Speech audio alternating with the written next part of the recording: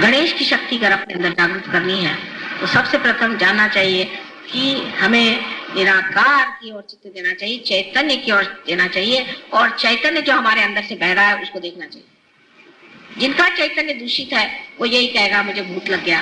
क्यों लगा? गणेश को कभी भूत नहीं लग सकता। तुमको तो अपने शरीर में मैंने स्थान दे दिया, ऐसा तो किसी ने किया होगा।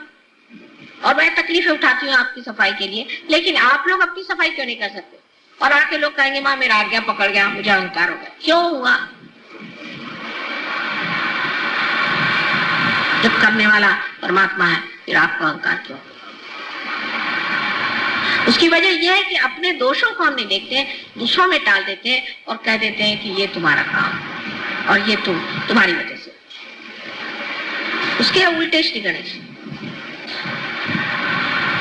उनको पता पर चल जाए और मेरी अगर नजर उन पे नहीं हो तो सबको ठिकाने लगा दे। मैं आपसे बता दूं, इतने वो माहिर हैं, होशियार हैं, सतर्क हैं, दक्ष हैं। वो जानते हैं कि कहाँ पर कौन बैठा है, कैसे। मुझे भी सब मालूम है, ये नहीं कि मुझे नहीं मालूम, लेकिन मैं सुरक्षित रखना चाहती हूँ आपको।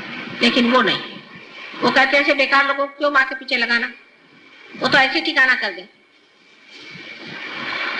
लेकिन सबसे बड़ी चीज जो मुझे समझ नहीं आता अब भी, कि ये सब होने के बाद आपकी वाणी शुद्ध नहीं।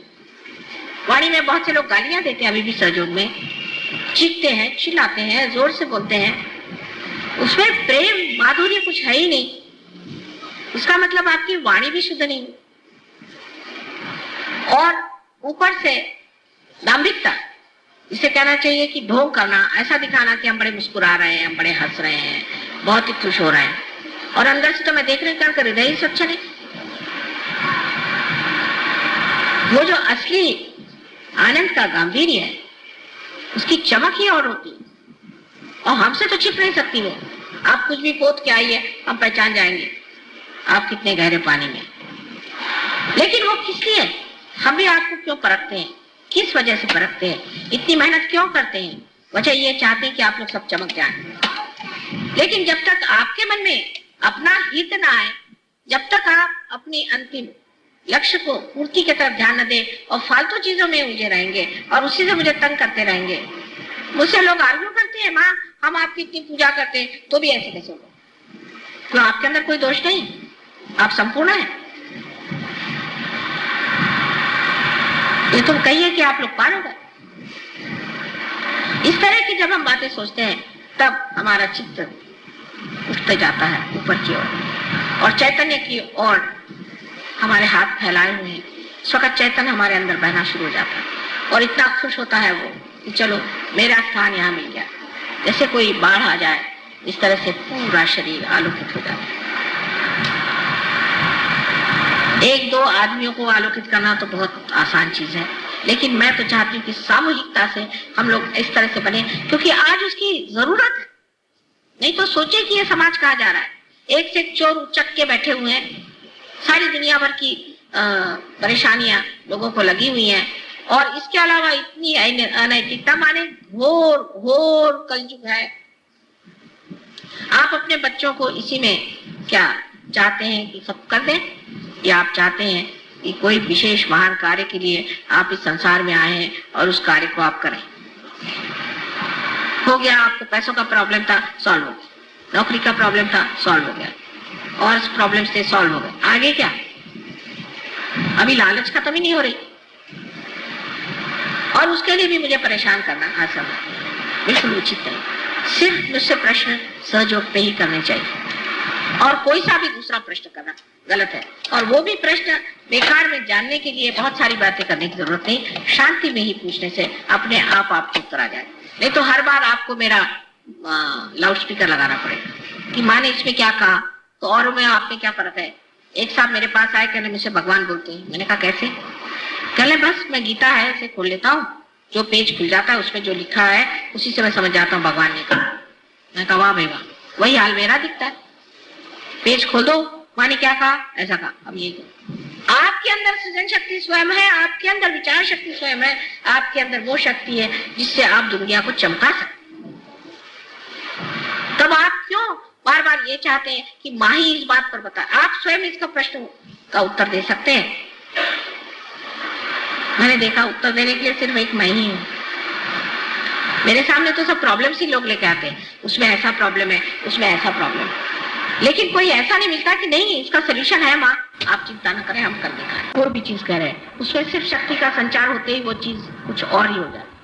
जैसे ये चीज बेकार है, उसमें जैसे शक्ति का संचार हो गया, आप लोग मुझे सुन रहे हैं। इसी प्रकार कोई सी भी चीज जिससे हम कहते हैं कि जो व्यर्थ है, उसमें शक्ति का संचार होते ही वो कमाल के हो जाते हैं। आपको अपने बच्चों से प्यार है, अच्छा उनमें शक्ति का संचार करो, वो बच्चे कमाल के हो जाएंगे, हो ही जाएंगे।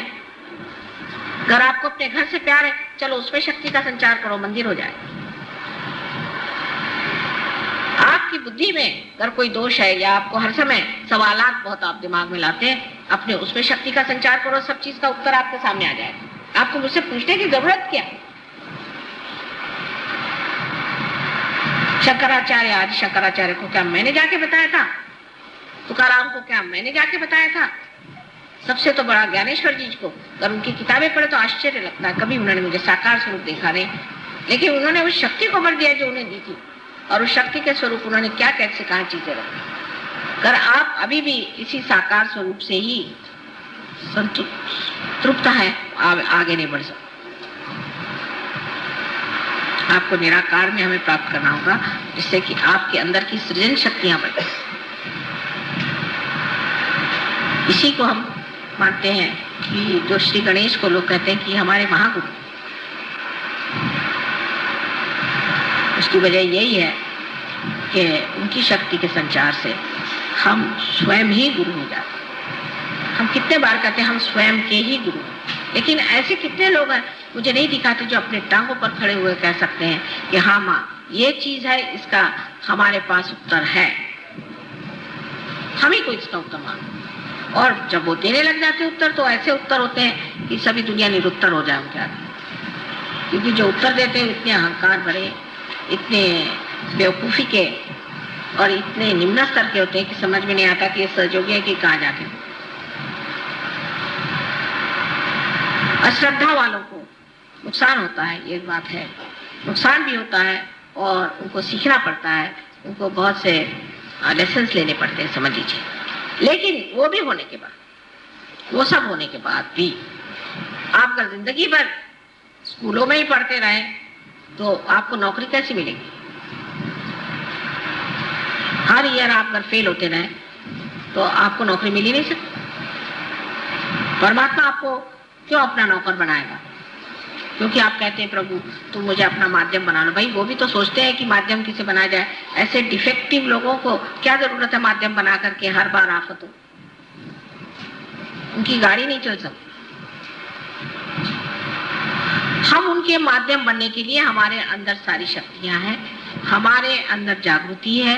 हम उसके बारे में जितना जानते हैं कोई भी नहीं जानता था। सहस्त्रार के बारे में किसी ने लिखा तक नहीं, वो तक हम जानते हैं। सारी चीज आज हमारे सामने पुस्तक के जैसी खुली हुई है, लेकिन इसका मतलब नहीं कि पुस्तक को पढ़ने से हो जाएगा या मंत्र के कहने ही से आप शक्तिशाली नहीं हो सकते। मंत्र का जो स्थायी भाव पवित्रता है